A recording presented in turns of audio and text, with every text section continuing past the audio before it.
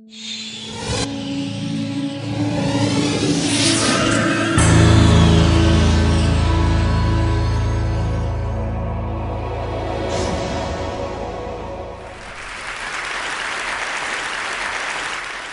I want to talk about today is one idea. It's an idea for a new kind of school which turns on its head much of our conventional thinking about what schools are for and how they work. And it might just be coming to a neighborhood near you soon.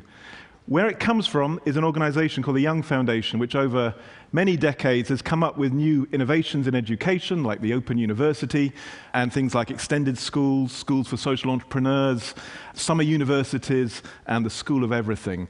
And about 5 years ago, we asked what was the most important need for innovation in schooling here in the UK. And we felt the most important priority was to bring together two sets of problems. One was large numbers of bored teenagers who just didn't like school, couldn't see any relationship between what they learnt in school and future jobs, and employers who kept complaining that the kids coming out of school weren't actually ready for real work, didn't have the right attitudes and experience. And so we tried to ask what kind of school would have the teenagers fighting to get in, not fighting to stay out. And after hundreds of conversations with teenagers and teachers and parents and employers and schools from Paraguay to Australia, and looking at some of the academic research which showed the importance of what's now called non-cognitive skills, the skills of motivation, resilience, and that these are as important as the cognitive skills, formal academic skills, we came up with an answer. A very simple answer in a way, which we called the studio school. And we called it a studio school to go back to the original idea of a studio in the Renaissance where work and learning are integrated. You work by learning and you learn by working.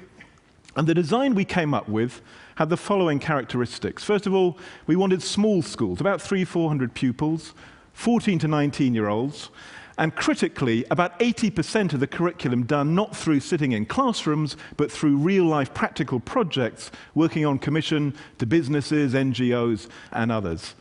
That every pupil would have a coach as well as teachers, that would have timetables much more like a work environment and a business, and all of this would be done within the public system, funded by public money, but independently run.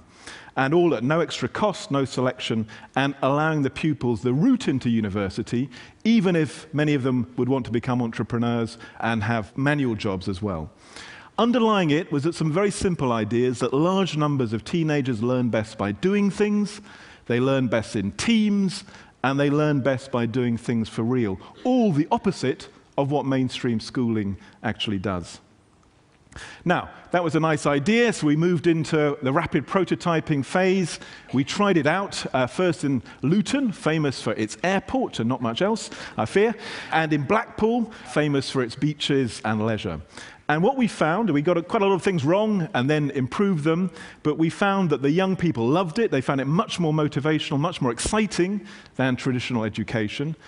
And perhaps most important of all, 2 years later, when the exam results came through, the pupils who had been put on these field trials, who were in the lowest performing groups, had jumped right to the top. In fact, to the top, pretty much top decile of performance in terms of GCSEs, which is the British sort of marking system. Now, not surprisingly, that influenced some people to think we were onto something. The Minister of Education down south in London described himself as a big fan, and the business organizations thought we were onto something in terms of a way of preparing children much better for real-life work today. And indeed, the head of the Chambers of Commerce is now the chairman of the Studio Schools Trust, and helping it work not just with big businesses, but small businesses all over the country. We started with 2 schools. That's growing this year to about 10, and next year we're expecting about 35 schools open across England, and another 40 areas want to have their own schools opening. A pretty rapid spread of this idea.